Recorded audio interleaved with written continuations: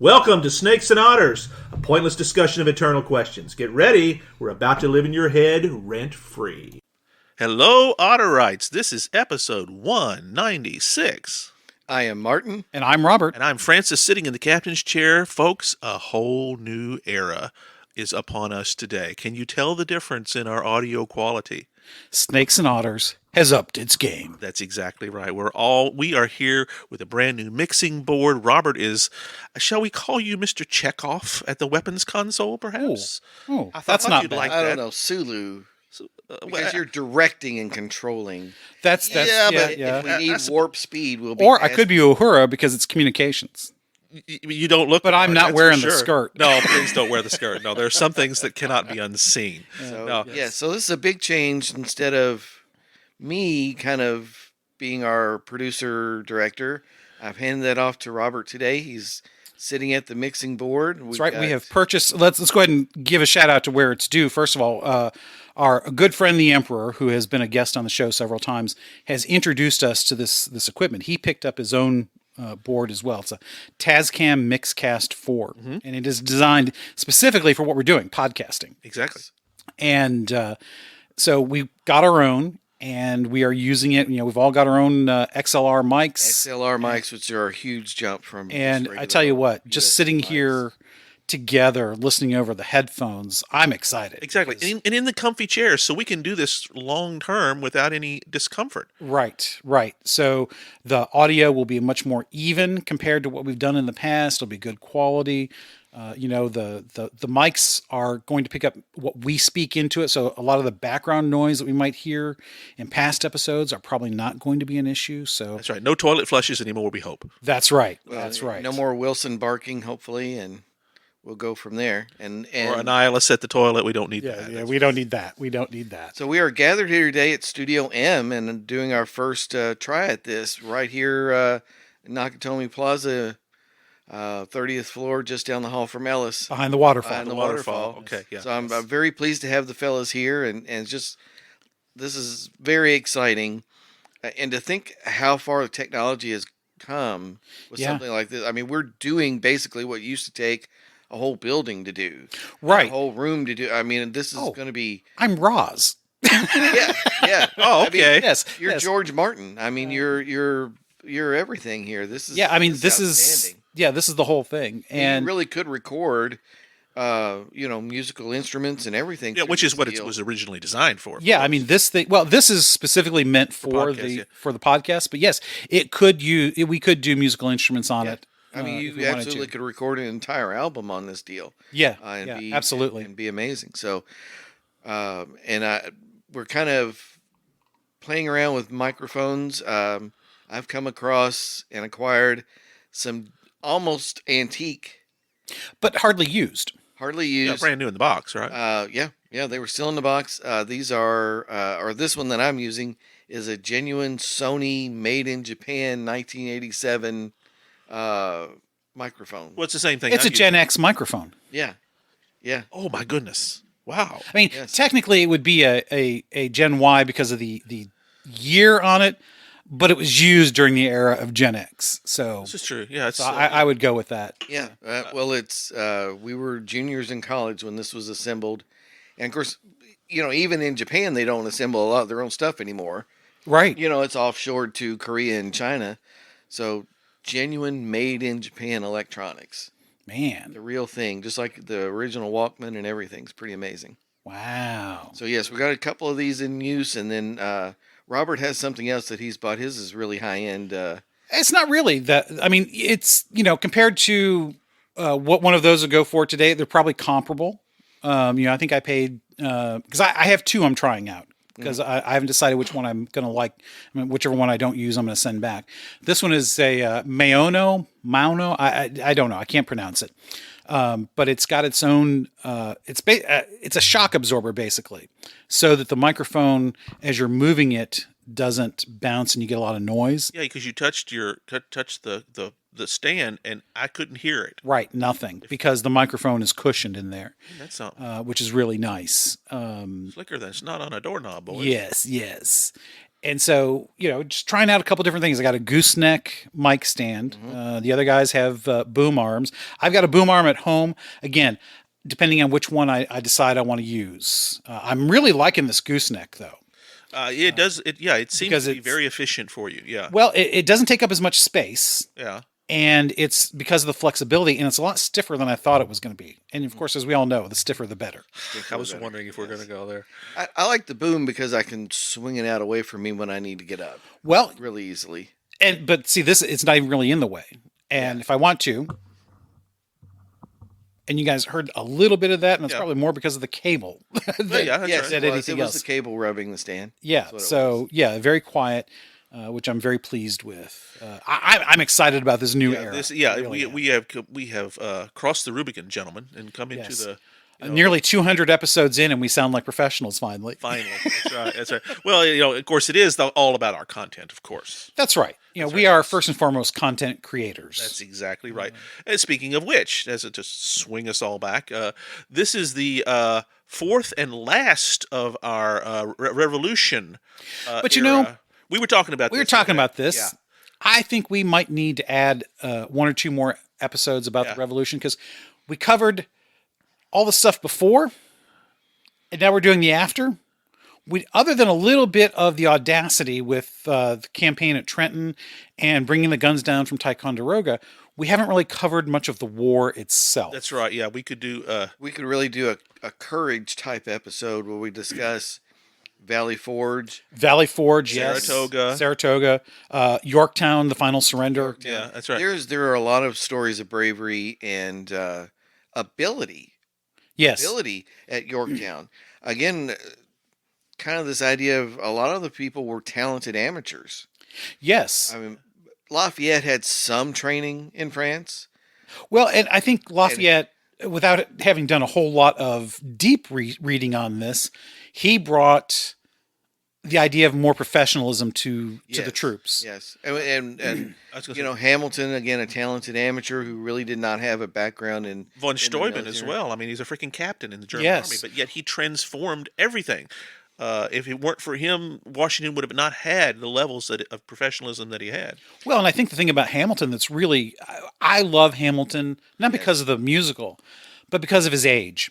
Yes, He's incredibly young. Yeah, he's a different generation than And Washington. He's a son. He is a star. Yeah, he is. He really, you see it in that Jeff Daniels Washington movie where he gets that first mini command to take out that Hessian outpost. And I presume that is accurate from It what I is, understand yes, that it is. That's his first real chance to, Yeah. and he does a great job at it. yeah. Yeah. Well, And- he threatened to leave. I mean, he basically threatened to resign unless Washington actually gave him a real combat command.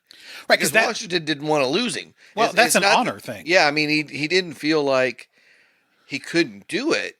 He just said, he's too important. I depend on this kid too much. Yeah. He was one of the primary aides to Washington who he could really trust to make sure shit got done. Right, and that's the thing about him that is, again, just another feather in his cap. He could do both. Yeah. Yeah. Yeah. And of course And of became course- one of the most, I mean, he's on the $10 bill, for goodness sakes. Right. I mean, for a reason. I mean, there's no telling what the country would look like if he had lived. Because his influence early was that great. might be a good what if for us to do. 'Cause Oh. we've, That'd be an interesting one. that'd be Yeah. a very interesting one. What if Aaron Burr wasn't quite such a douchebag? Right. Well, perhaps we could go back in time and remove him and see Well, what happens. What if Aaron Burr had missed? What if, Yeah, Right, absolutely, yeah. because I mean that's the thought of in a lot of those duels. As long as you stood there, you were honor supposed- was served? Yeah, you were supposed to throw your shot, meaning basically kind of point at the ground. That's right. And Burr didn't do that. yeah, but he actually but- went for the kill. Yeah, Hamilton did. Yeah. Hamilton just kind of fired off to the side, and Burr actually tried and got a lucky shot. And of course, at that time, any kind of bowel penetration meant you were toast, Right. agonizingly so. Yes. But yeah, I mean, what Hamilton living, and able to bring himself back into the government, would have Well, been incredible. Well, yeah, because would Jefferson's presidency have even amounted to anything. Would Hamilton have succeeded him? Who would he have been his opponent? I mean, there's all sorts of different ways. I we think can he go about probably that. would have been his opponent That's well, in, yeah, yeah, in 1800, and it would have been really something. yeah, because that's then who knows? Or, well, maybe not 1800. No, because, of 1804. course, 1804, yeah. Or he might have succeeded. He versus Madison, perhaps. I mean, there's all sorts of Which, I mean, permutations. Well, that would have incredible. been, yeah. Oh, I mean, at his age, he would have been Madison's vice president. Perhaps. There's no telling. I mean, the entire course No, of the. they did end up in opposition, though, Oh, did they? is the issue. Because, yeah, Madison stayed a part of Jefferson's party. Okay. Yeah, he was a Democrat. And Hamilton led Hamilton the was, Right, of course, the right. Federalists. So, Yeah. and by the time you get there, I think that's when they kind of changed the idea of, well, the vice president's just who comes in second. Right. By then, it would have been different. And they yes. they started doing the ticket idea. Yeah. And running together. So anyway, that's awesome planning for down the road. We need to do a Hamilton episode separate. We need Yes. to do a Definitely. conduct of the war episode and talk about the bravery and some of the battles. So add that to the schedule, Robert. What? I'm the schedule keeper now too. Well, I mean, I was doing that and the producing and Oh, everything. I see how it is. So, Yes. I if see. you're going to take I see. over the producing, go ahead and take over the schedule. I see. Now, the scheduling is a joint effort. Yeah, It is. It is. It is. So just, You just generally took the lead on that, which is fine. And we've all edited the schedule. Oh, yeah. Yeah. Correct. Yeah. Yeah, exactly. I mean, when we went from the 4 or 5 for Hoopajou week schedule down to the 2, I did the rearranging on that. So Yeah. So- We did and, a lot and of before we ever rearranging. went to Trello, I kept the whole darn thing. Yeah, right. exactly. Right. So yeah, we've all had our hands in it. So anyways, we are doing what today, what are we doing? Captain? Oh, yeah. Oh, Oh, thank you. Captain, my captain. Thank you. We are. This is the end. It's Little Walt Whitman reference. yeah. This is what happened afterwards. Basically, the war is over. The Treaty of Paris is signed. We need to have a government, and this is actually a much longer discussion than you might imagine because they had, as we talked about in the show prep, they had been thinking about this, talking about this, writing about this long before the Declaration was even considered Yeah. as a real thing. Yeah. I mean, these guys, Jefferson, Madison, Franklin, this is what they did. Hamilton, they thought about what makes good government. yeah, and we've talked a lot about the roots of this in many of our episodes here. Essentially, you're talking about the philosophies of Locke and of Voltaire, the separation of church and state, the basic human rights. All of these things stem from that philosophical underpinning that had been spoken of but never put into practice. And keeping in mind the stew, the milieu. I knew he was going to say that. I knew he was going to do that. Word boner. Yeah, excellent. Yeah, that is our one of our beautiful new soundboard has pre-programmed sound effects put into it. Yes, so we have added a couple already, and there will be more to come. That's right. So they're growing up with John Witherspoon again running the university, of this Presbyterian guy running this university in New Jersey. Madison's part of that group, even though he's a Virginian. He goes to school in New Jersey. Yeah. And there's all these influences again coming out of English Civil War and all these disruptions in England over religion and everything. So there's this big stew that they're all in. And like you said, they're all huge study of Greek and Roman. So they're Right. studying those governments. And the interesting thing is, and Francis, I don't want to get ahead of you, No, go ahead. is what they came up with was really unique.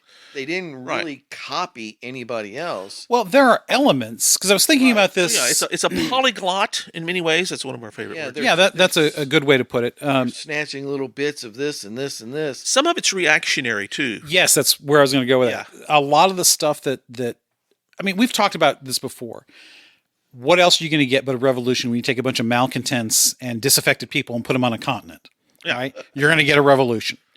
And a lot of the elements of our government that we ended up with are a result of that as a reaction against the evils that they had seen on the continent. Right. Yeah. The entire concept of the aristocracy was was repugnant to Yes. them because Well, not entirely, because remember, an aristocracy by birth By birth. instead of merit.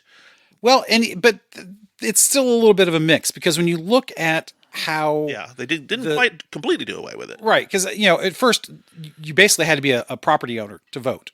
Now Right, and they wanted the property owners to shape where they were headed. right, so they were looking. Property would have been aristocracy by birth, by By default. wealth, yeah. Yeah. And so, because they thought, well, first of all, those are the guys that are going to have the influence and the wealth and the smarts, the education. So there's a bit of that. Hubris. Word boner. Thank you. Thank you. I was going to say hubris, but I was also looking for narcissism, maybe. Yeah. Because thinking, yes, we are the ones who are. Elitism, perhaps. Yes, it's a bit of an elitism, but they moderated it. Now it's still allowed for, and we're kind of getting away from what we had talked about, because we were going to talk about originally governing during the war, the Articles of Confederation, and then the Constitution. We'll get there. Yeah. And I want to get back to that because Yeah. it's important. But when you look at the Senate, for instance, the Senate is obviously the parallel to the House of Lords, Right. but it wasn't a landed gentry kind of thing originally. It was, you had to be appointed by the governor or whatever function your particular state decided. Well, it was usually decided by the legislature. Governor, I think there was a mix, but still though, it was somebody appointing you. So if you had enough influence, which granted was going to be wealth of some kind, because that's because if you're too busy, being a dirt farmer, you don't have time to make the connections to go off to the Senate in Washington, even for a couple of months a year, which is what it would have been back then. So there's still that element of an aristocracy there, but it was never intended to be a permanent rotation by blood. Right. And that's what's important. Right. I mean, there were terms built into it, unlike the House of Lords, where once you go, you go. You're Right. there. Yes, the Lord's spiritual and temporal. The clergy was there. Right. That's right. the Well, and that was common, through the Holy Roman Empire, through Well, exactly. France, And that's one of the that things. was one of the estates of France was the clergy. the clergy. Yes. Yeah, and that's one of those things, and that's Voltaire. We're rebelling against that. We're separation of church and state. It didn't have to be that way, but religious freedom was pretty much the coin of the realm, shall we say, from most of the immigrants that came here. There was some aspect of that, particularly those who held land and held power, is because they were disaffected religiously from England in Yes. particular. Even though when they came here, they basically did what they were leaving, because as we all know, not only the Catholics who were discriminated against, but other groups who were not part of the Absolutely. norm. Once you reach a tipping point of population and people realize, there's money to be made over there. Yes. For example, in Maryland, which was a haven for Catholics along with Rhode Island, but Maryland was much, much bigger. Many of my ancestors left Maryland after the war because those Protestants settled Virginia and across the river, and the old hatreds came back. The old prejudices came back. There was much discrimination and even violence in the 1780s. It really wasn't until the 20th century where the anti-Catholic bigotry was truly, I wouldn't say wiped out, because the's still that. Still there, But it would yes. fade into the But it background. would fade into the background, because Yeah, and it would be seen as radical, fringe, and wrong.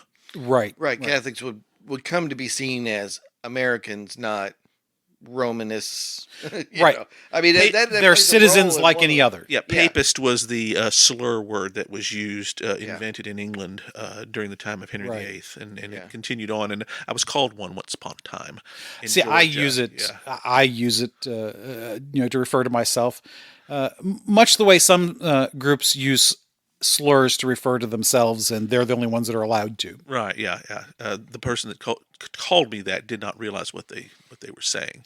That's just their background. So, like I say, it's still, we're getting off on a rabbit hole again. Yes, because I want to, if it's okay, to go ahead and swing back to the Continental Congress. Yeah, we want to talk a little bit about that because that essentially was the only government during the war. Right. even And- though and in the crown would contest that Yeah. and say that they were still in charge and were to a certain degree. Right. So you have the rebellion. The rebellion's a success. So now what do? So they just carried forward the idea of the state governments and the Continental Congress, Yes. which became officially not the Congress of the United States. It was called something else, but basically that was the only organ. There wasn't really a separate judiciary. There was not an executive. Right. Someone would be elected president of the Continental Congress, Right. but not the same as being an executive. Correct. In fact, that person had very little influence and power. They were just meant to basically be the moderator of the Yes. discussions, and actually had to turn over leadership if the Congress met in the committee of the whole. Whoever was chair of the committee of the whole actually ran the thing, and the president of the Continental Congress had to just kind of sit there. Yeah, and the commanding general of the army were subject to the Continental Right. Congress. Yes. Now, this is something that has been part of the American tradition from the very beginning. Yeah. Yes. The military has always been subject to the civilians. Correct. Yes. And, I don't know if we are unique in this, but I would suspect that our near 250, well, more if you go back to the very beginning, we are at 250 years of an uninterrupted military subject to the civilians. I don't know that that's ever been beat. Probably not. Probably not. Maybe England, but, the king and the military were kind of synonymous early on. Yes. So, of course, the flaw in this arrangement with the early Continental Congress and the early Congress of the United States is they didn't really feel they had the power to do a whole lot. Correct. Because it's whatever the states said they could do. Yes. And even then it was like, well, we're going to ignore you. Well, yeah, and And- that's kind of the whole arrangement is that we so are at anathema with this centralized government issue, and this is a debate we still have even today. I think they wouldn't put it that way. No, they wouldn't. They would have put it at foreign rulers. They would have. Because remember, up into the Civil War, the United States was a plural, not a singular statement. Yeah, and it was a form of autocracy is what they were rebelling against in many respects, because England was seen monolithically as that. I mean, it's called the Crown. That's what Yes. that's what it's all named, and they wanted that freedom to be widely disseminated. Therefore, the states, which was not, as we've talked about many times, it was not easy to get them all to agree on a damn thing. Right. Yeah. And we've mentioned this, Franklin encouraged unity, but their interests, their mercantile and trade interests, their economic interests was widely divergent. Yes. So, and that became the issue, is basically revenue. Yes. How could the central government generate enough revenue to pay its expenses? Because they did try to assume central defense Right, and of all the colonies. And well, that's an experience of the war, because they recognize, well, we've got to do that because we can't do anything on our own when it comes to the foreign issues and things right, like that. because if you knock out one colony, then it weakens all the others. Well, and if you let one colony dominate, then that's all you have to knock out. Who cares if you knock out Delaware or Rhode Island, as far as having an impact? But if every colony is responsible for its own defense through a militia, and you took over South Carolina, you substantially weaken. Yes, the or whole. Virginia, Or if you could do Virginia. that. Yeah, yes. weaken the whole. So that became a repeated crisis, really, the revenue, because they had made promises to the army during the Revolution, Yes. pensions and money, and again we've talked about that episode, and Washington basically calming down a military coup. Yes, that was the closest we'd ever come to The a closest we coup, ever yeah. came. Yeah. And there's some thoughts some of that might have been a little bit staged to make him look good, but shit, it was dangerous. I mean, Yes. it was on the edge. Yeah, Horatio Gates was a loose cannon, to say it, And so, Yes, there was a possibility of, like you said, Gates or somebody going, we're marching on freaking Congress and we're shooting all the congressmen that don't want to pay us. Right, and It was a real danger. And the only reason that we didn't have the same problem in the 1930s is because those guys didn't have gun when they created the Hoovervilles and marched on Washington. Because it was a similar thing. You had not just those who were poor and destitute because of the Depression, but there was a lot of veterans from World War I who had not been taken care of mixed in with that. Yeah. So that sort of thing where you'd think we would have learned our lesson. You take care of the men who secure your freedom. Well, we can see that today, and I think we can. But Yes. talk to any veterans sometimes, and they're not. Well, still it's not perfect. No. That's a vast understatement at times. There was in the Congress, there was a desire to fulfill the promises, but again, how? That's right. Yeah. Whereas this money just doesn't exist because they just did not have the central authority to get it. Right. The There's full just no faith one- and credit of the United States government means squat at this point. Yeah, I mean, it was not it's even. not even a phrase they would recognize. So, as they progress in this era, 1785, 86, they're understanding this isn't working. Well, I think, well, even before then, because, we're talking about because you're talking about the Articles of Confederation period. Right. So I'm talking, 1783, you mentioned. Well, yeah, I think the Treaty of Paris. Yeah, but I think the Articles are put in place before that. They are, right, yeah, and but I'm that's just, important that because I can tell you this, guys, when you hear this words Articles of Confederation, if you were to say this to so many people on the street, they think you're talking about the Confederacy. Probably, Yeah, yes. I'm telling you that this is such it's almost a footnote in our history, but in many respects, that's what the Confederacy was going back to. But you know what? They weren't, though. Yeah. Well, They I were mean- far more like the Constitution That's right. Yeah. than. As a matter of fact, I have to look, but my recollection is that their Constitution was almost the same as the one they left, except it guaranteed slavery. Right. Well, right. but I think it did leave a little more, because the idea was to give the states back some of their. Well, dues. yes, like I said, And- almost. And it was almost well, not almost. It substantially contributed to the downfall of the Confederacy that they couldn't get money. yes. Well, that's right, and that's the founding fathers thought all that ahead of time after this brief experience and fixed that. Well, I think so what I wanted to talk about real quick. So I think we need to draw a line from the beginning. So when they get together as the Continental Congress, which was kind of a dicey thing because even at the beginning, not all of them participated. Right. And the Canadians, they didn't want to have anything to do with it at all because they were invited originally. Yeah. Because they were part of the British colonies. Mm-hmm. And so, the whole idea was to get together to figure out how to take care of the things that concerned all of them.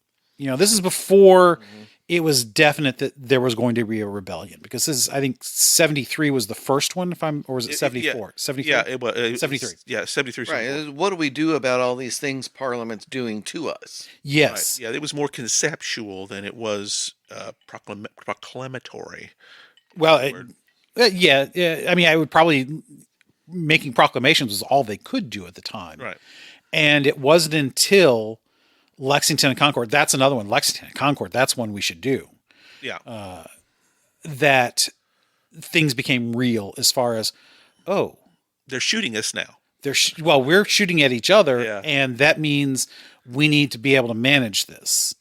And and I forget the incident, but there was a time when Washington goes to the Congress and says, you need to provide for us, and they sit around with in their hands and don't do squat, and he rides off and basically does what he needs to do anyways.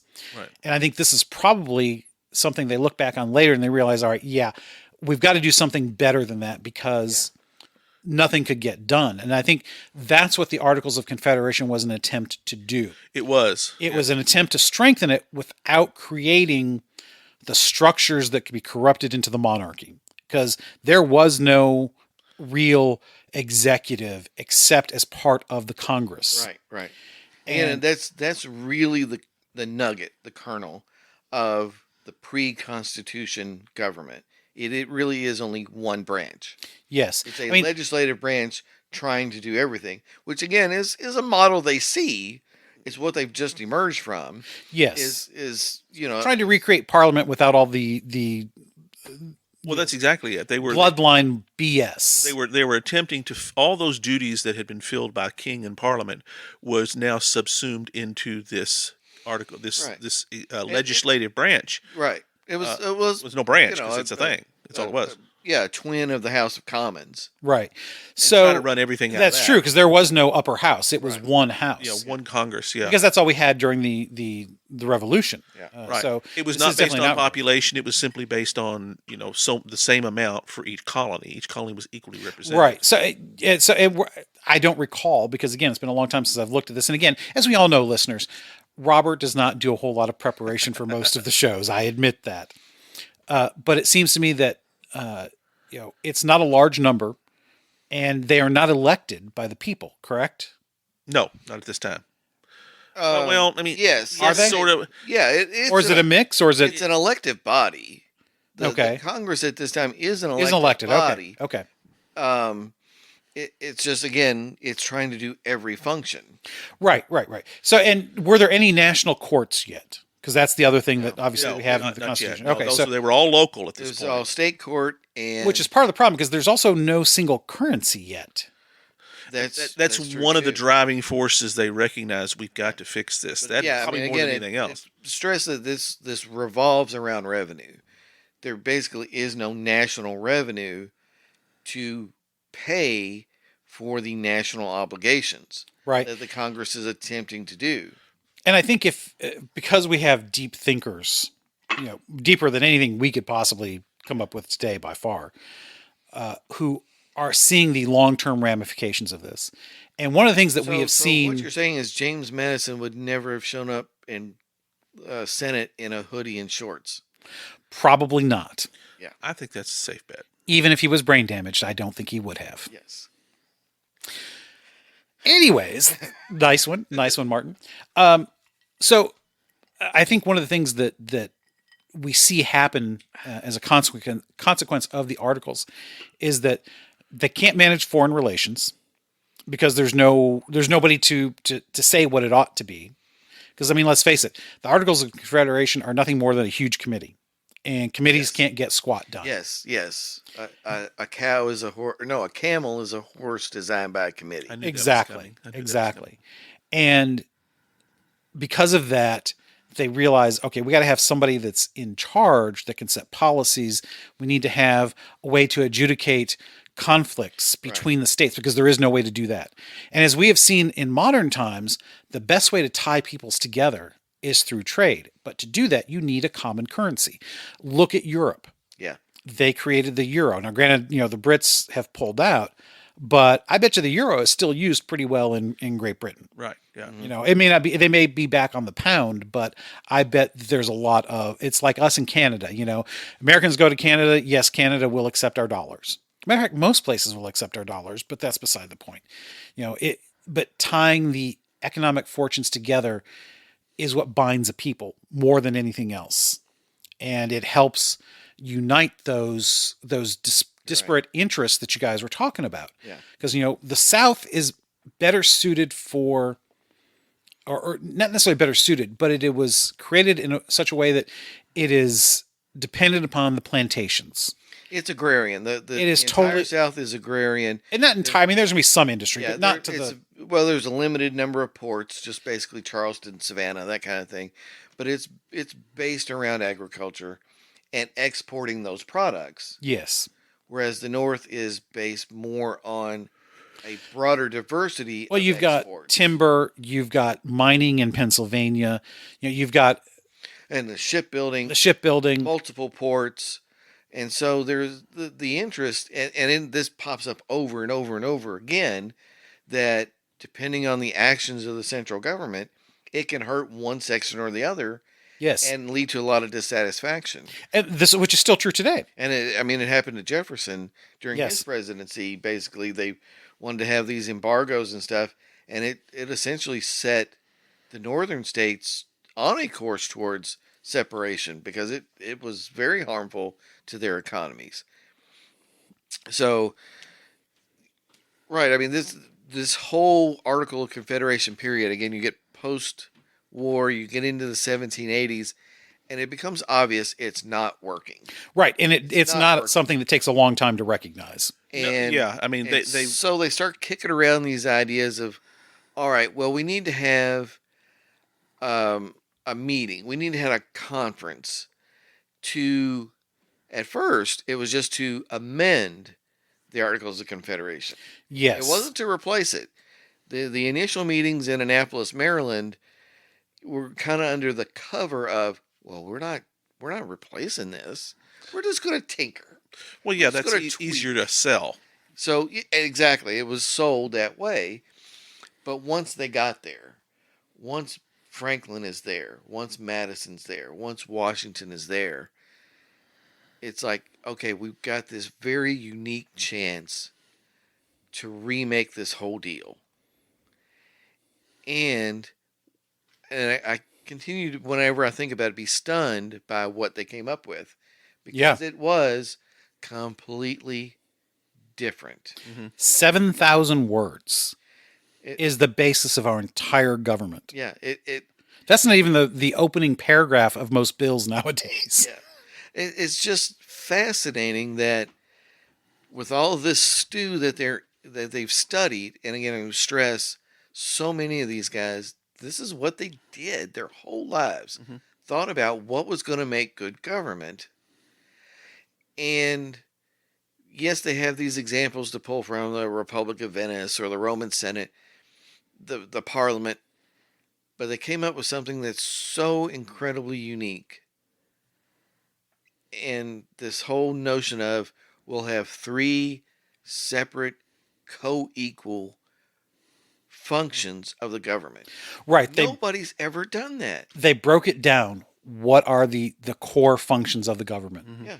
It's to make laws, execute the laws, and to settle disputes about the law. Yeah. To have a check on what the legislature can do. Nobody'd ever done that. Well, nobody ever had a check on what the executive. Well, could do, absolutely, really. because I mean, divine right of kings, for God's sake. Yes, That I was mean, the you know, norm. the Magna Carta started that idea, and you know, certainly Parliament in Great Britain encroached on the power of the king, but it never really got broken until well after this point. That's right. Until it became the constitutional monarchy that we know today. Right. Yeah. And just this whole notion of power is so corrupting, we're going to have to split it and spread it out. Yeah. Which It's something they just like, wow, nobody's ever done that. it Yet is it's true. obvious. Looking at it 200 years Well, later. only in retrospect. Well, exactly. But the interesting thing is, yes, they made it so that one person could not be so corrupt as to Or organization or party, even. to spoil everything for everybody else. Instead, what they've done is they've managed to corrupt an even larger number of people. Well, I mean, essentially, that's what's But when happened. corruption's equal, you can still function. Yeah, it's factored out. It's not tyrannical if we're all got our hands in somebody else's pocket.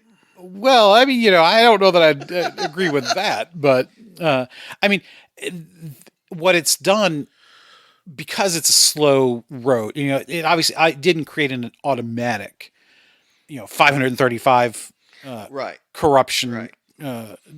laden individuals, because we didn't have 535 at first, but it's a slow road to that, because each successive iteration, whether it be the first Congress, the second Congress, up to whatever we are on now, and through each presidential administration, they early on tried to hold to the ideals that were set forth, and at some point they gave that up. At least, Comes back every once in a while. not very But seriously. I mean, sometimes not in. it might be more of a attempt, or not even that, just a catchphrase. I think it's a little bit of both. It's catchphrase with a, yes, we should try to live up to these ideals, but they don't always go back to the original ideals. And by those original ideals, I don't mean the Constitution the way it was enforced originally, because I'm not talking about slavery, and I'm not talking about Previous of a women can't have the person, vote. yeah. I'm not talking about that. I'm talking about the idea that we ordain this Constitution in order to promote the public good, and Yeah. the public good being what is the best for the most. To ensure individual rights. Well, individual rights, but also corporate responsibilities, Yes. because they're both important. You cannot have one without the other, because corporate responsibilities cannot be upheld, cannot be you cannot be held responsible for it, unless you have the individual rights and freedom to be able to contribute to that. Otherwise, you're back to tyranny. Every time Someone we left get together his ringer for to his phone on. yes, that was Robert. Every time we get together for There's usually a button that says decline there. she was FaceTiming. So it's second daughter. Every time we get together, second daughter FaceTimes me, and I should know better. But anyways, we. What I was saying was that, And usually probably about the dog. oh, I'm sure, It's not an emergency. It's almost certainly about how cute the dog is. right, and he's damn cute. I mean, he really is. I need to put some pictures of Nemo on the blog, because we've not been doing any. We've not updates. been posting. I feel my gosh. awful about. I the know. blog. I mean, even you, Martin, have not been. Yes, posting. I haven't posted since I think the beginning of April, so it's awful. So yeah, we're all very lax in that. But to be fair, when I'm not completely burned from work, You've been writing. I have been attempting to write. I'm up to 36,000 words. Awesome. Um, You're almost halfway through. yeah, and I find myself, anytime I'm by myself with my own thoughts, it's popping in my head. Like, Excellent. That's I need to have this. Yeah, I need to that's have this that's right. scene. I need to tweak this. So I guess I'm becoming a writer. It's in my head now. All Excellent. the time. That's Excellent. where the magic Excellent. happens. So, Captain. Isn't it not time? Yeah, I was going to ask. Yeah, let's do Yes. a little. There we go. Very Yes, nice. Excellent, Our excellent. our new ice Yes, clink. what our time was. Bourbon break. Bourbon break. Bourbon break. Exactly. Yeah, that's right. And I don't. What are we drinking, Martin? So this is Old Forester Statesman. Something they produced, I think, is a tie-in to what was the name of that film? The Kingsman. The Kingsman. Yeah. Yes, there's one of the sequels of the Kingsman, I think, called Statesman or something. But anyway, it's a tie-in to the film. It is the most expensive bourbon I've ever bought for my own consumption, as it is like a $52 to $55 bottle. So the heart kind of Which I was kind of surprised that stops there for a you second. must have gotten. So like the Michter's you said or the Monk's Road you had said was the lower end that you gotten. Right, the Monk's The Michter's you must have gotten on sale, because Yes. that's generally $50 or more. Yeah, is a it's list. usually I think about 48, and I got it for 42. This is usually more like 56, and I got it for 52. Now I did buy an $80 bottle of the Monk's Road 5th District as a gift for someone. Okay. Um, Well, I'm offended because it didn't show up in my It house. wasn't mine either. a gift directed by Mrs. Martin, somewhat for a departing person that we respected a great deal. Well, that's acceptable. A fellow that was moving back to New York that I think needed a little touch of Kentucky to go with him. We all need a little touch of Kentucky to take wherever we go. So, back to Old Forester Statesman. Good. It was 95 proof, right? 95 proof. So a little bit higher proof. It's straight bourbon, which I think has there's a definition to straight bourbon. There's no blending of whiskeys. There's no Right. It's not bottled in bond, or it's So there's a rule about aging, I think, to go with straight bourbon. But very rich flavor from the very beginning. from the very beginning. Even without letting the ice melt to open it up, it's still got a bit of a bite But at it was that point. very smooth, very Flavorful. mellow. Yeah, Very flavorful. Yeah. Very, I kind of got almost like a cacao, dark chocolate flavor from it. So I'm Now, very is pleased. there any rye in this bourbon at all? It didn't taste like it to me. no, I would not. But I I didn't. don't- It seems like at the end, after it's opened up, I'm getting a little bit of peppery flavor on the We'd mouth. have to look up the mash bill to it and see what it is. Because they don't. It's one of the things I wish that all bourbons would do would be to just what what grains go into the bourbon. You don't have to tell me the percentages. Just a hint of the mash bill. on Yeah. each one would be super. Yeah. But yeah, Old Forester Statesman, I'm very pleased. I think It's very fine. No sweetness hardly at all. It's Oh, really? See, I I thought there's sweetness. Yeah, I mean, I'm not getting any of that. I got From the very beginning. yeah, it's a cacao, but still sweet. And a little later, I got a touch of the oakiness to it, so I really liked it. I'm very pleased. Old Forester's one of our go-tos anyway. Yeah, It's so one I of our mean, It is. favorite for brands, my relatively untrained palate, I don't know if it's worth $52, but I'm pleased with the flavor of it. It's good. It's not an overwhelming ethanol kind of thing to Right. it. There's no medicinal. No. Some bourbons that are really good still have a bit of that medicinal before the ice opens Yeah. it up. Yeah. It melts and opens it up a bit, which is, to me, is one of the most amazing things about bourbon is that transformation from that medicinal, like that Jim Beam Black that we tried that was very medicinal when it was straight, yeah, neat. but neat. But when we added the ice and opened it up, it changed the flavor and the makeup of Yeah, what you're the getting. more we do this, the more we're starting to become, by no means experts, but slightly more knowledgeable. We're recognizing that it's intended to be served over ice, a melting ice. I don't know that all of them are, but the vast It's a majority common- that we've it's tried common, have been best over ice, in my opinion. I would say that's And it also depends on what you're going for. If you're going for that sharp burn, as we call it, that bite, then no, the ice is not necessary. Because some people they prefer that. yeah. Angel's Envy is a good one that has that you don't necessarily have to have it on ice to have a really good experience with it because it has that long Kentucky hug down the throat and into the chest where it just that's where the warmth hits you. Hey, I don't think we've done Angel's Envy on the show, have we? We have not. We stole some of Mrs. Francis's early on in one of our episodes, and the winds that blew over that because we didn't Yes, have- we finished at least off at a your bottle. house. That's right. Yeah, We are not allowed we're to not touch allowed to touch Mrs. Francis's bourbon. That's correct. Yes. And that's hers, which is fair. absolutely totally fair. And of course, the bourbon collection has grown a lot since Yes. those early days when we started doing it. That's the only thing we had on the house when we started doing this was an Angel's Envy, and we polished off one afternoon, gentlemen. She was in her perfect Queen Victoria imitation. She was not amused. Yes, No, not yes. amused. One thing that I would note is that our good friend down in the Holy Land, we went down for his mother's funeral several weeks ago, and he very graciously opened up a bottle of Booker's. Yeah, and he'll have to tell us exactly which one it'll be because it's not the standard Booker. It's the higher end Bookers. Yes, which in the wooden box, there's a specific name for it. I wished I'd have written it down. It's the $100, $100+ dollar. his bottle. willingness to share Yes, it was excellent. is phenomenal. Bourbon is always best when shared. Yes, yes. Absolutely. I And mean, that was Just that like was, when Gah is always best when served cold. Cold, yes, absolutely. Live. Live. Come on, Yes, guys. Gah Yes, sir. is always best when served live. That's right. But Bourbon is that always best when Booker's shared.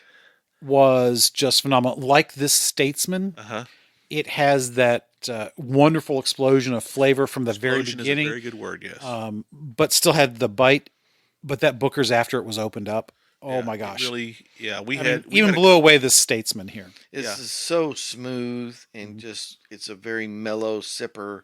That's really nice. It is, yeah. I had sipped almost all of mine away just while we were recording earlier, in the episode, without even realizing it because it was so smooth. Yeah, you can easily. I mean, I haven't, but it's so much different now that the ice has melted. It's still cold.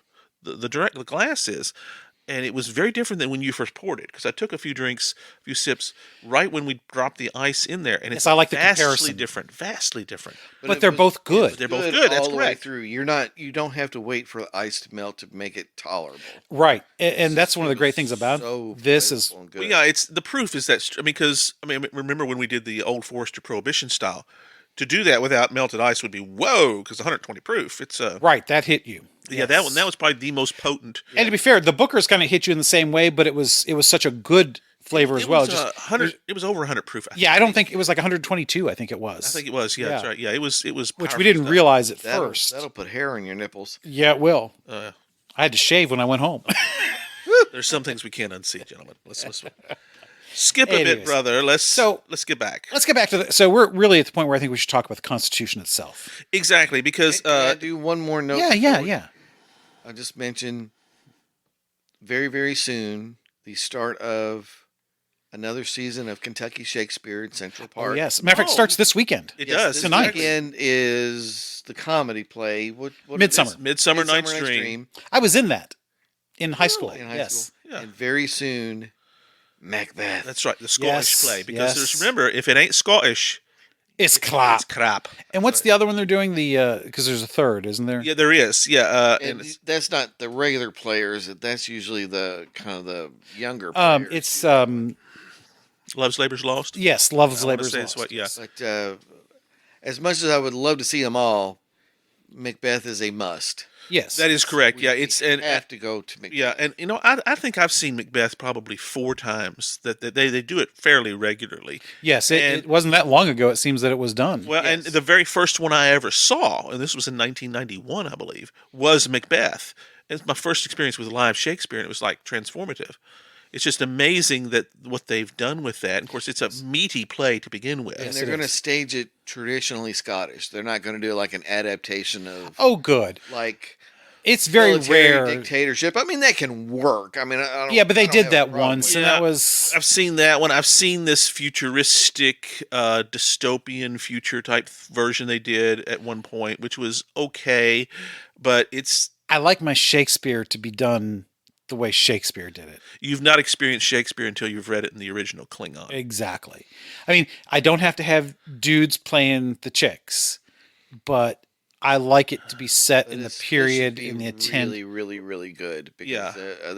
the cast right now is very strong. Yes. That's true. We've gotten. I mean, they've always been great.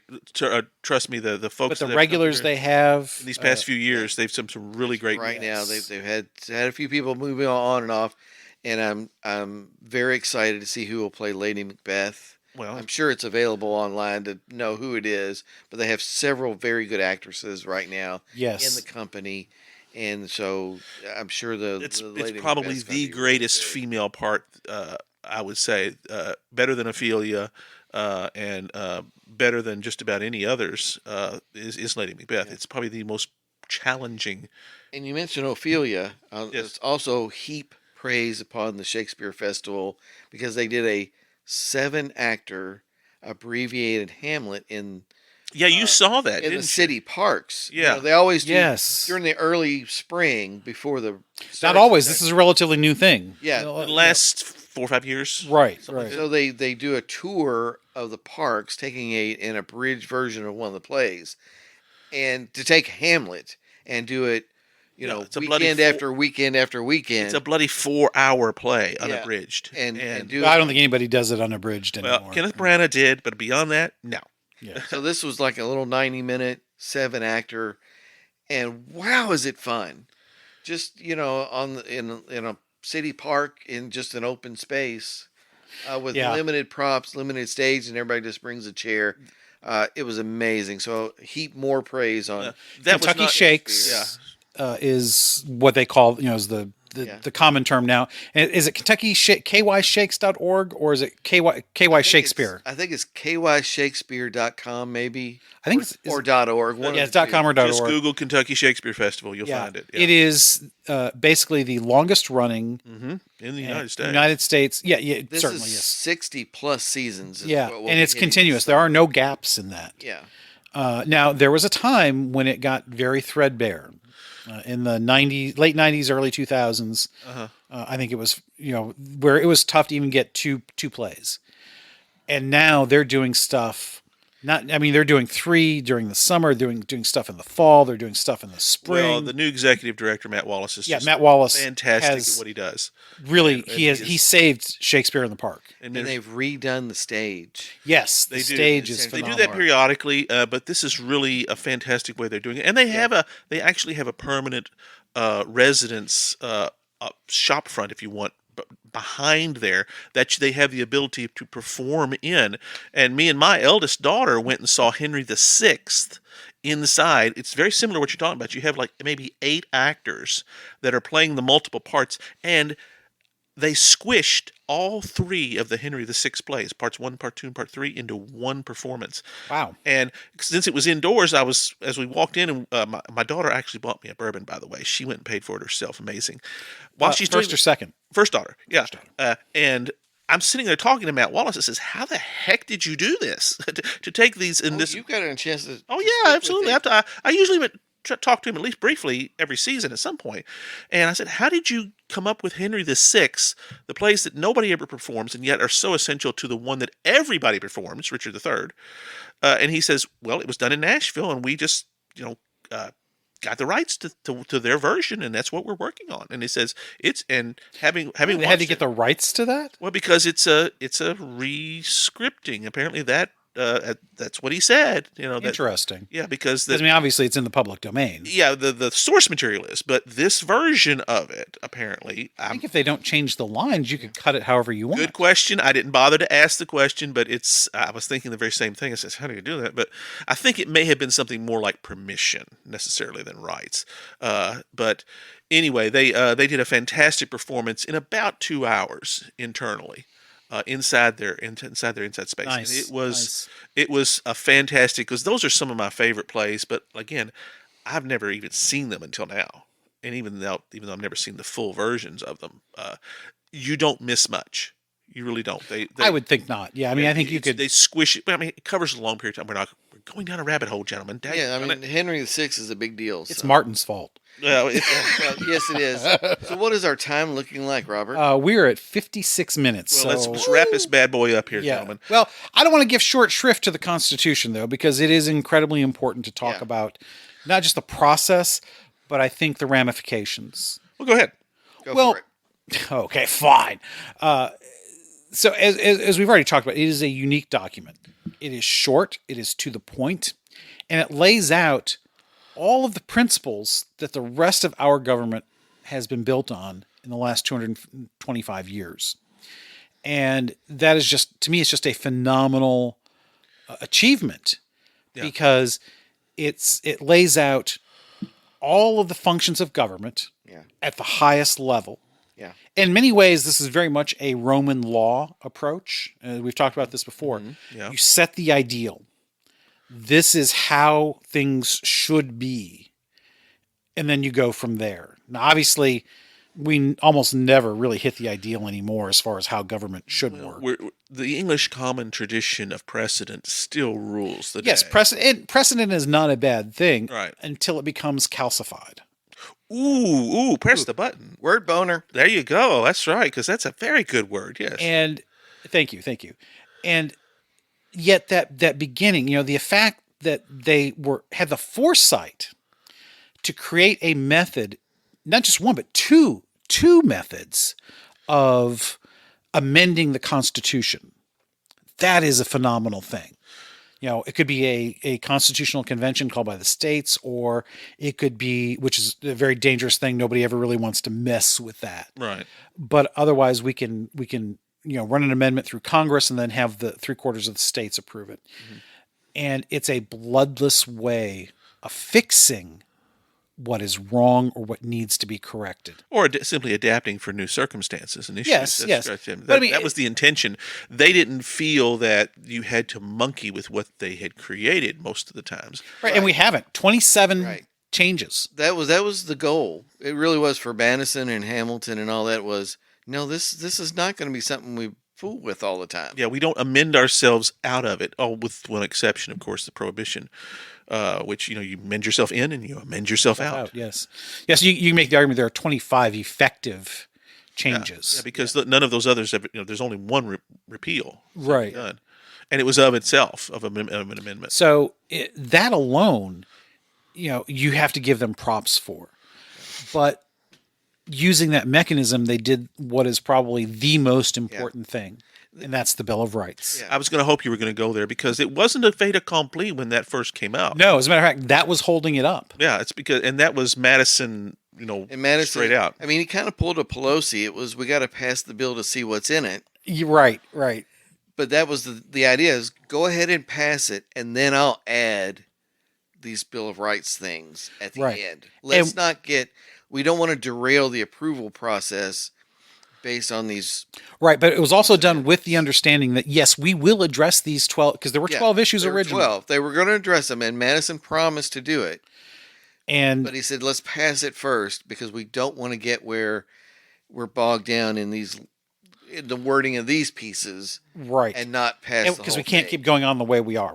We've got to fix that. So, and again, this idea of limiting, checking the power they were granting themselves. Right, That and was it's the not- ultimate point. Well, but there's two ways they've done it. And this is what I think is so beautiful.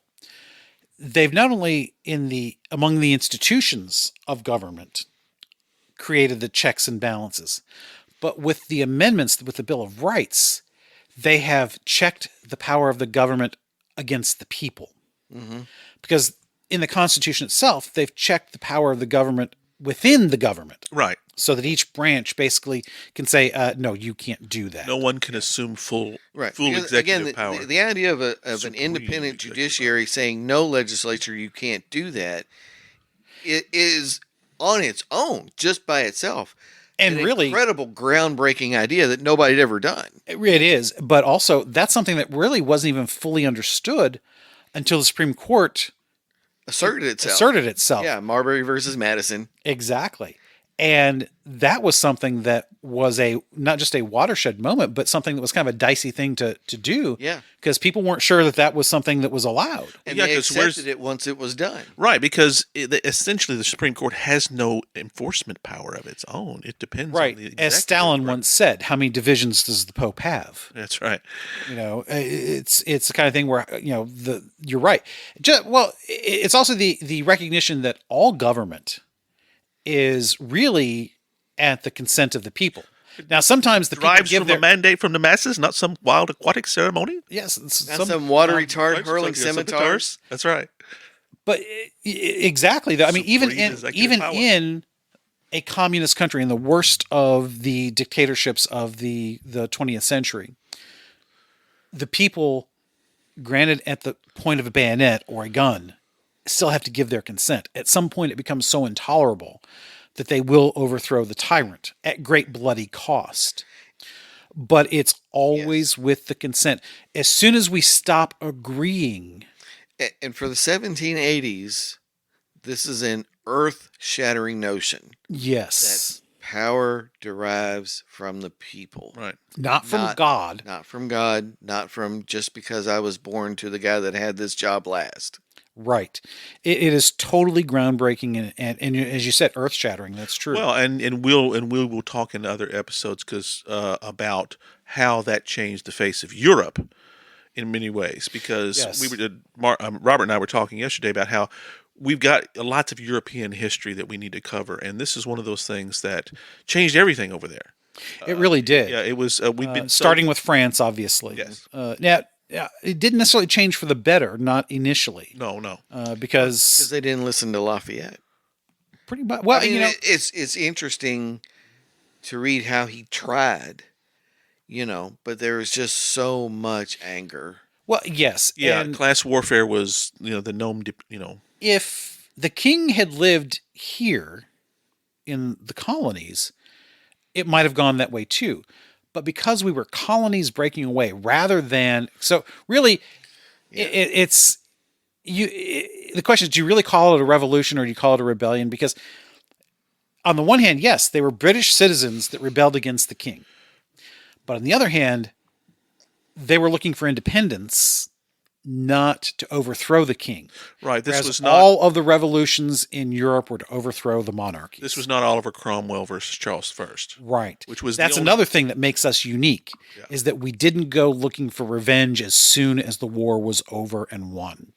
And I think that's probably the one thing that is what almost more than anything else, as far as a foundational point, made our revolution successful. We just wanted to be left alone and figure it out ourselves. Right. And We were did. basically telling George III to get off our frickin' lawn. I mean, Very good. Very good. That's right. Yeah. Maybe Martin should have said that because that's his. it is, yeah. But yeah, I came up with it. So Hey, you syphilitic king, get off my lawn. thank you. That's good. Yes. That's good. Syphilitic. That's We good may have too. to record that for a button.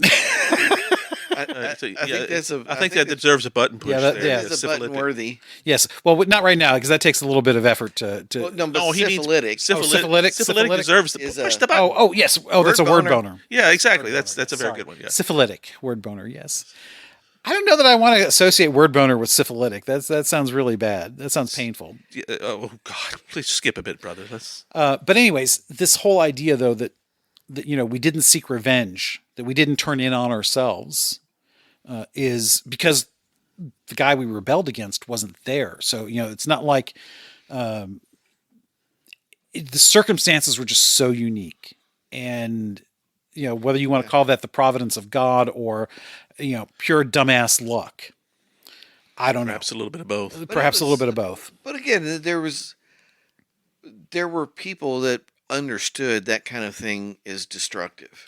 Right, but that's the thing, though. They wanted to find a way to have good government that respected the rights of the people, even the people who didn't join them in this rebellion.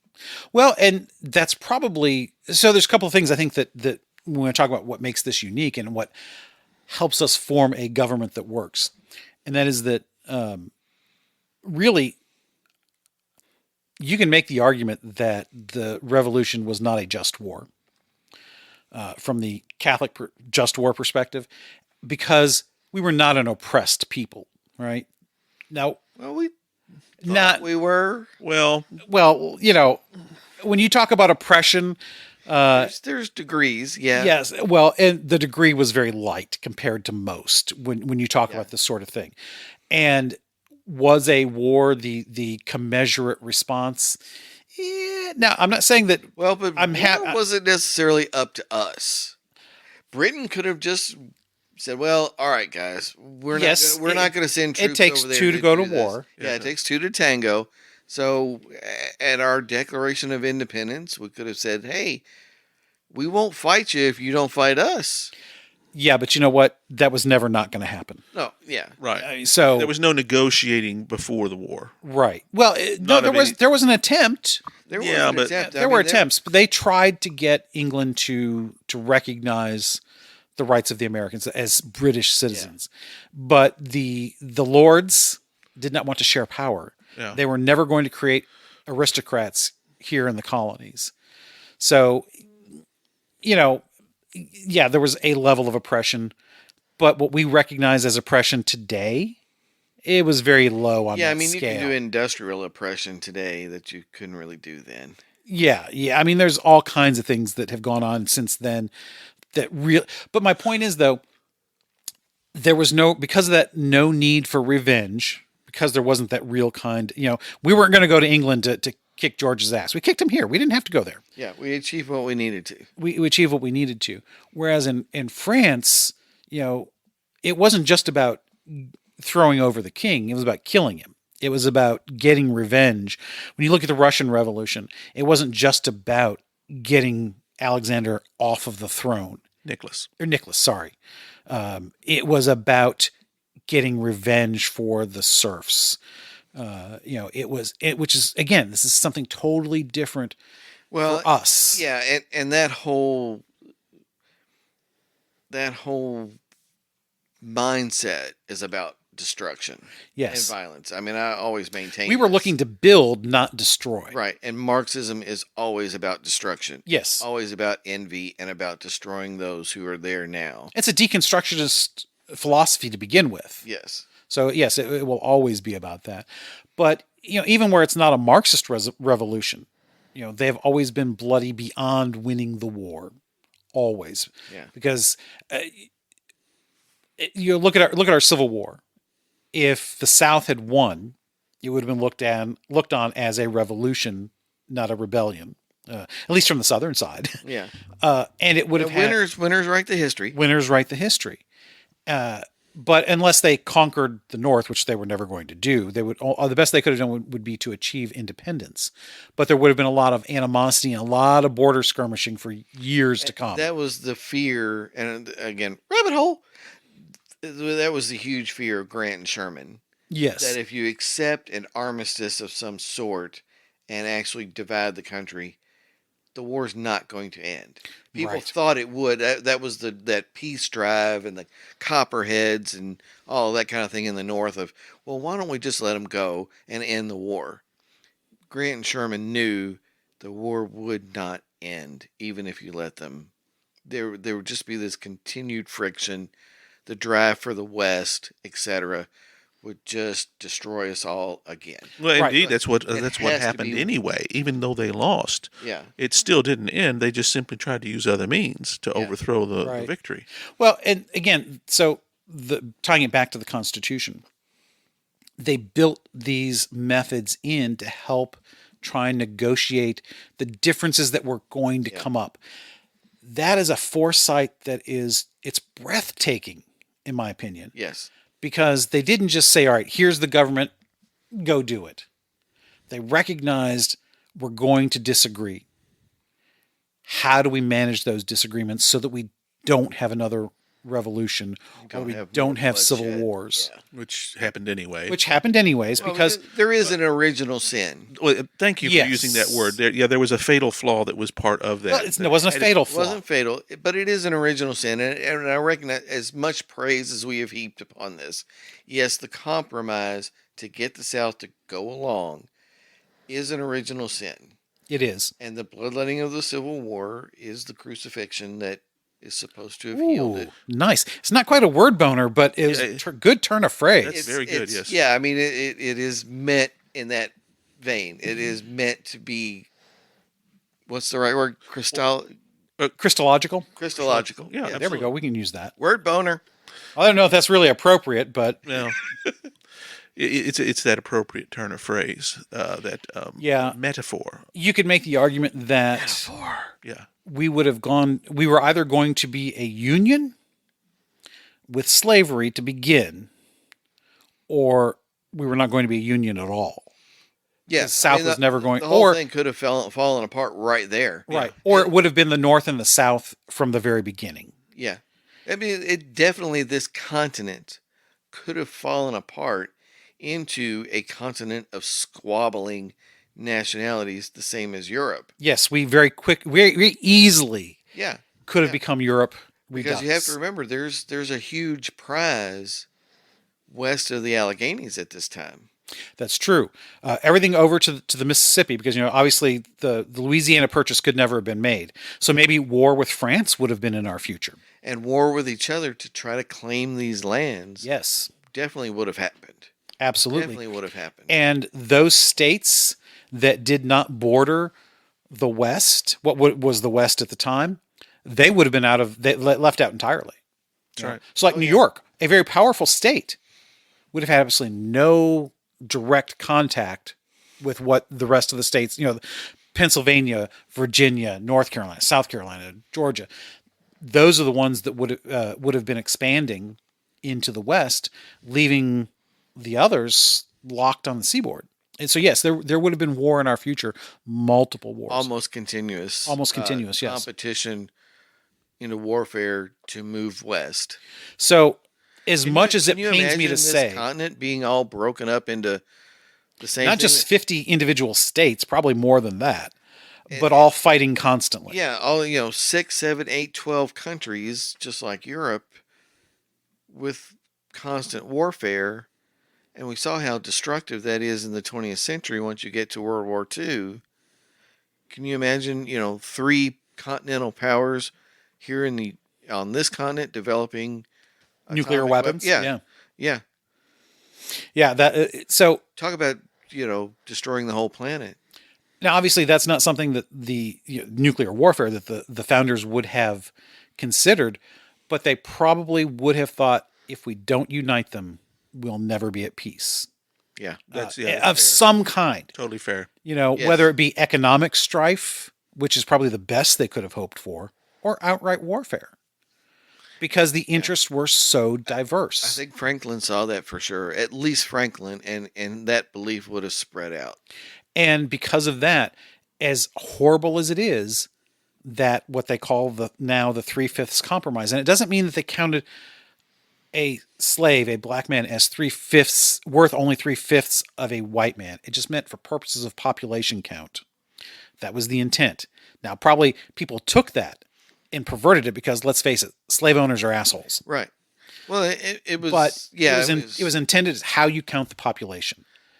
And they and for that one purpose of the lower house of Congress, the numbers, to try to make the southern numbers more balanced with northern numbers, because it was the only way they were going to join.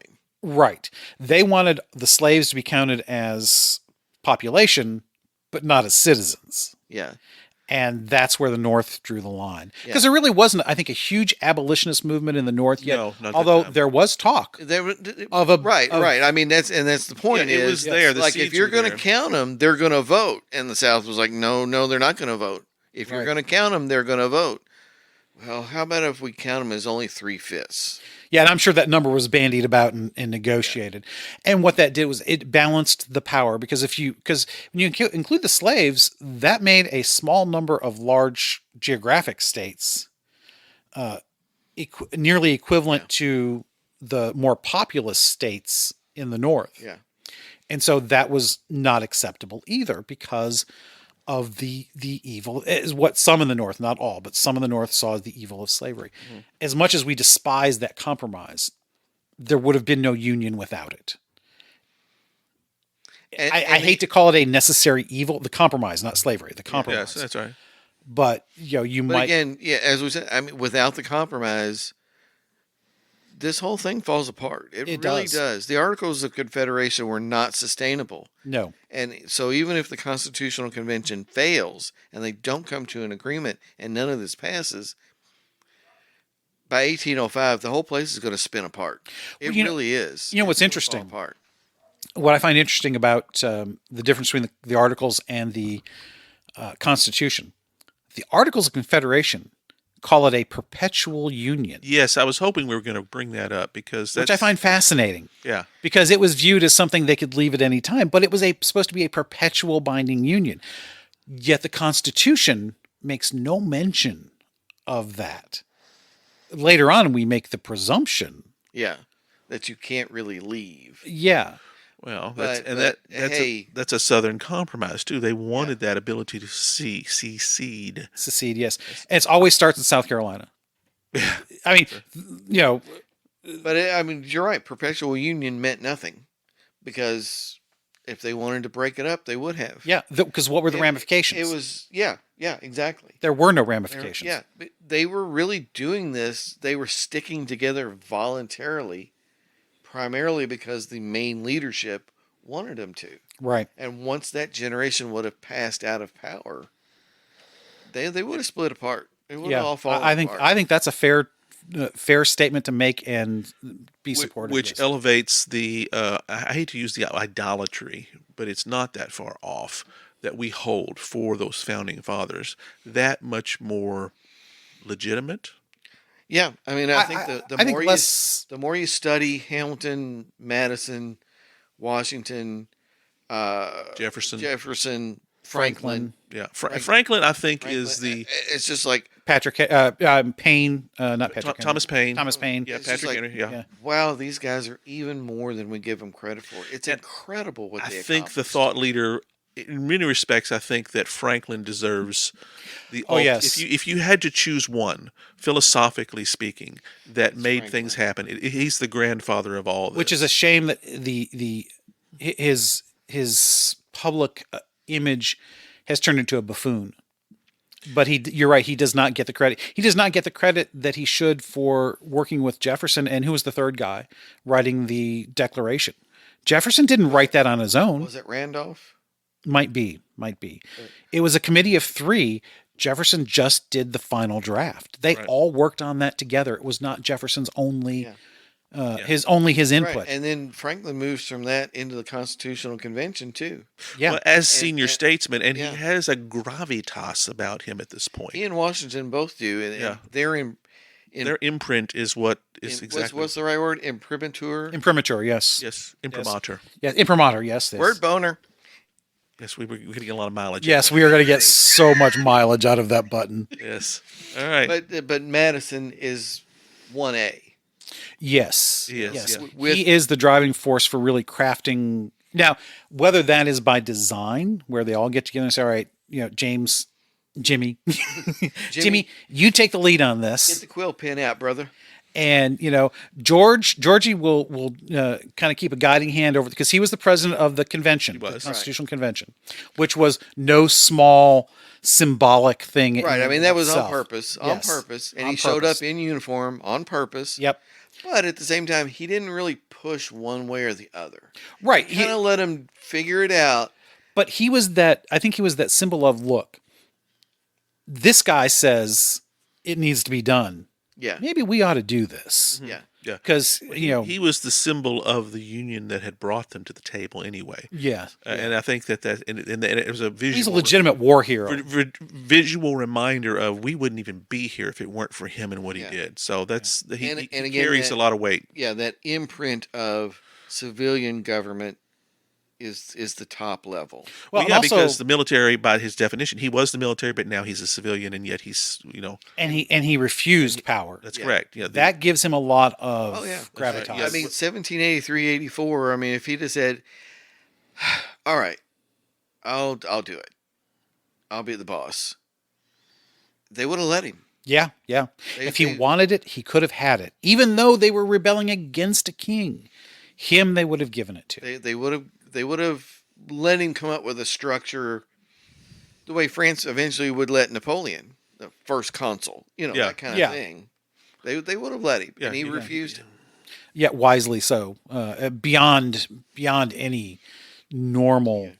So I human think being. our lesson from this episode especially is school kids, when they tell you in school that these guys were jerks, don't listen. That's right. Yeah. They were incredible. Start with Washington, study him, study Franklin, study Madison, study Hamilton, Adams, Jefferson. They were amazing. What they did was unprecedented then, and it is It's still unprecedented. unlike any group of statesmen throughout history. Right. I cannot think of any period in history where a similar group of men could have come together to accomplish what they did. and have it last. Or, well, I mean, even just whether it lasts or not, The to come up with that. abilities, the ability to translate these pie in the sky philosophies into a practical working document to govern a nation that they fully thought was going to be a big deal. Yeah. I mean, people criticize, they were just a bunch of farmers. No, they knew the future would change. They knew technology would advance. They knew that this continent would host a nation that would be enormous. And they set out a document that could govern a nation of 330 million people, and we could get along if we wanted to. Now isn't that the key? Yes. Because so few people want to get along anymore. Yeah. And honestly, that goes back to what I was talking about earlier, that consent of the governed. Yep. A good portion of that is the willingness to get along with your neighbor even when you think he's a jerk. Yep. Or for your neighbor to get along with you when you are definitely a jerk. It is we are closer, I think, to that dissolution than any time except the Civil War. Yeah. Just because of that. Very disappointing. It is very, I mean, I'm not saying we're like on the precipice or anything like that, but I could easily see a path where things could start going wrong in such a way that the whole thing is done. There's too many people willing to throw away the legacy. Yes, that's a great way to put it. Yes. The legacy of the greatest, most enduring nation with the best system of government ever conceived. And there's a lot of people willing to just pour it in the toilet. Yep. And almost all for a narcissistic hero worship of one figure or another. I'm not talking about any particular one. I don't mean Trump. I don't mean Biden or Obama. I mean any of them, all of them. For all kinds of reasons. Yeah. Yeah. Just goofy ones. So. Yeah. Ideology has trumped. Well, and this is the danger of group identity. Yes. This is why group identity is such a flawed thing. This is where it leads. Yes. The only group identity that the framers had to deal with was geographic. Is Virginians versus North Carolinians and South Carolinians and New Yorkers and Pennsylvanians. that was the only identity. I know there's some religious identity too, but that was subsumed into the geographic. Now, granted, they were all a bunch of white guys, so there really wasn't a whole lot of ethnic difference, but still. Yeah. So this has been yeah. a very illuminating episode. It has been fun. Very well done. They always are, yeah. And with incredible audio Panache. word boner. Yeah, there we go. Yeah, some excellence in the audio.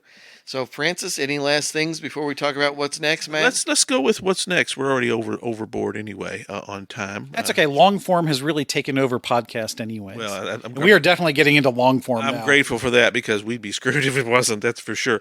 But no, we're so going to. What you're saying is we don't know how to shut the hell up. Oh, absolutely. I don't think some of the there's any most surprise fun in ones that. are like that. Yeah. Although there are some that start out really good, and by the time you get about 30 minutes into it, you realize, okay, they have no idea where they're going with this, and now it's just pointless. Because a lot of podcasts I listen to, 30 to 45 minutes into an hour and a half, 2 hour episode, it's like, 2 hours I almost never listen to. Yeah. It's like, screw it, these guys have lost it. Whereas hopefully we do not. Yeah. I would like to think so, yes. I mean, it may be a pointless discussion, but it is about eternal questions, gentlemen. Excellent, sir. That's right. That's Excellent. I would like to think so, yes. And we're going to continue that discussion next time, as we always do.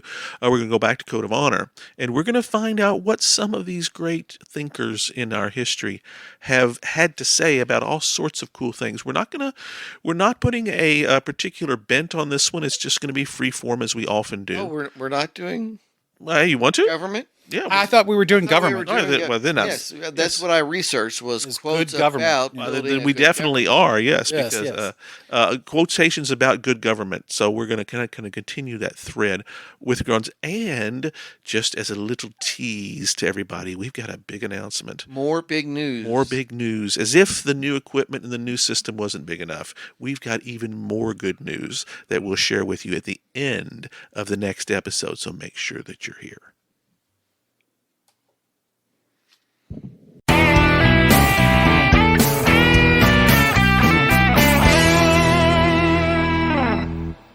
Hope you enjoyed another pointless discussion of eternal questions. Remember, new episodes drop every second and fourth Friday at 6 a.m. Eastern. Spread the word. We're on all the major podcast platforms. And leave us a review. That helps others find us. We're on Instagram, Twitter, as well as our website, snakesandotters.com. I'm Martin. And I'm Robert. And I'm Francis. Join us next time.